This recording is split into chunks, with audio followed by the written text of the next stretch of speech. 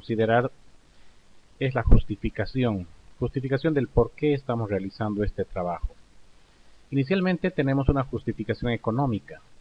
En este punto debemos escribir lo que es necesario para que el que está leyendo el documento o el interesado vea la connotación económica del presente trabajo. Si bien es cierto que hay trabajos que no tienen una justificación económica, es decir, no ayuda en nada a mejorar la economía de la empresa, por el aspecto social se pueden volver obligatorios, como veremos a continuación. Entonces, en justificación económica podemos poner que el realizar un plan de mantenimiento va a lograr que no existan paros de máquinas no planificados, que no se reduzca la productividad, que la empresa no se quede sin vender sus productos, y esto va a mejorar la economía de la empresa. La justificación social. Este sí es un punto que todo documento debería tener. Sí o sí, la justificación social, porque de alguna manera nuestro trabajo debería ayudar a la sociedad. En algún punto, de alguna manera. Un plan de mantenimiento preventivo, ¿en qué puede ayudar a la sociedad? Yo puedo decir que para evitar los paros de máquina, se hace un mantenimiento y las personas tienen sus días de trabajo planificados. No se los está llamando en horas extra para cumplir con pedidos que están retrasados. Las familias de estas personas logran entender que el trabajo de esa persona es planificado y no tienen que estar a la espera de que lo llamen a medianoche, en la mañana, en la madrugada, etcétera. Por otra parte, va a lograr que todo el personal ya sepa cuáles son los días de mantenimiento, ya programe su trabajo y tenga una manera más ordenada de realizar su jornada laboral. El siguiente punto, la justificación técnica. Técnicamente, ¿por qué yo quiero realizar este trabajo? ¿Es acorde a la maestría que he estudiado? ¿Es acorde a la especialidad que he estudiado? ¿Es acorde al lugar donde trabajo? ¿Es acorde a todo el conocimiento que yo he podido adquirir en el programa de maestría? Por tanto, esta justificación técnica debe estar en el documento mostrando que los conocimientos adquiridos en la maestría abordan el aspecto técnico del desarrollo de este trabajo. Y finalmente la justificación personal, que es opcional, si ustedes la quieren, la ponen, si ustedes quieren también la pueden eliminar, que muestra el por qué quiero realizar este documento. Si bien algunos muestrantes ponen que, bueno, algo tienen que hacer para titularse, está bien, algo hay que hacer para titularse. Algunos ponen que quieren mejorar las condiciones de trabajo en el lugar donde están trabajando. Otros ponen que quieren desarrollar nuevos métodos de trabajo más seguros.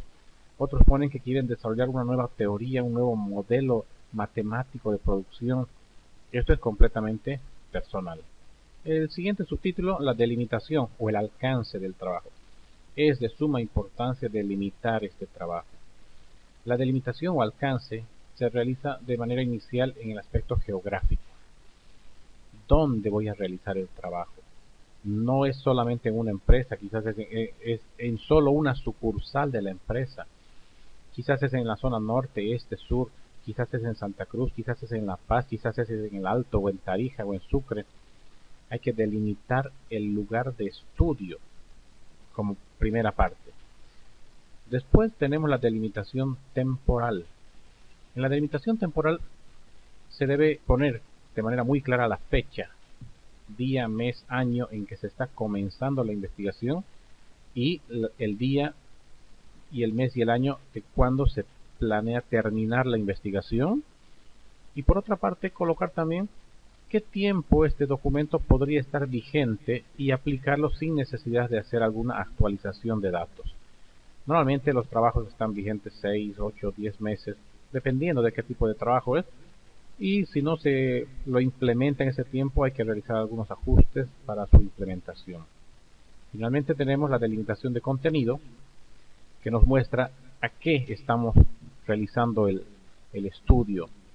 Estamos viendo el mantenimiento preventivo o el correctivo, estamos viendo el diseño de una nueva maquinaria, estamos viendo el análisis de un rubro nada más, estamos viendo un área. ¿Cuál es el contenido específico al que nos vamos a dedicar? Pongo un ejemplo.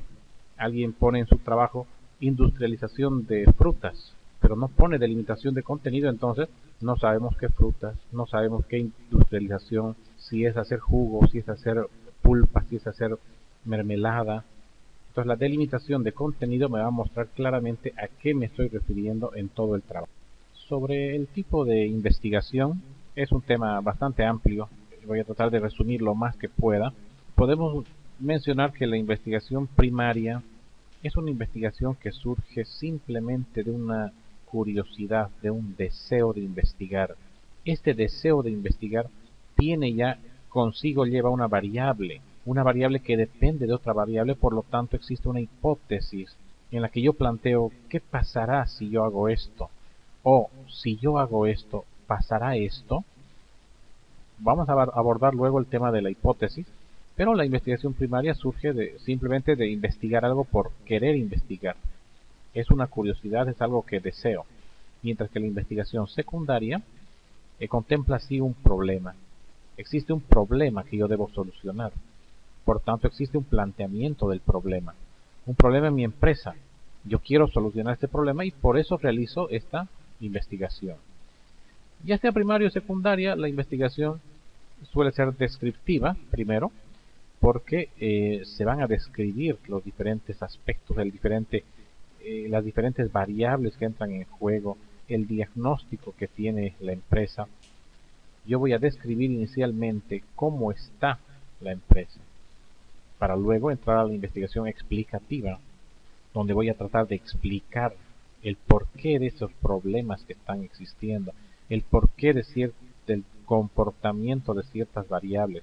Esa investigación se realiza con algunas metodologías, algunas herramientas de la ingeniería. Finalmente, la investigación debe ser propositiva, porque voy a proponer algo que solucione ese problema o algo que me pueda ayudar a ver si se cumple o no se cumple mi hipótesis. En la metodología de trabajo, todo lo que vamos a hacer en el trabajo de investigación es un trabajo de campo o es un trabajo de gabinete. El trabajo de campo es todo lo que yo hago en movimiento, en acción, se podría decir. Yo voy a la empresa, tomo fotografías, filmo videos, saco muestras, hago mediciones, hago entrevistas, hago encuestas. Ese es trabajo de campo. Y el trabajo de gabinete es aquel trabajo que yo me llevo a la casa, me llevo a mi escritorio, estoy sentado en mi computadora y empiezo a transcribir las encuestas, a tabular las encuestas, a realizar una investigación bibliográfica, a analizar el estado del arte del tema que estoy investigando, empiezo a transcribir el mismo documento, hago lecturas, analizo los videos, las fotografías, todo eso es trabajo de gabinete. Dentro del punto de metodología, es bueno tener esta tablita para analizar, primero, cuáles son los objetivos. Aquí, como ejemplo, tengo realizar un diagnóstico de la situación actual de la empresa. ¿Cuáles son las acciones que yo voy a llevar a cabo para realizar este diagnóstico?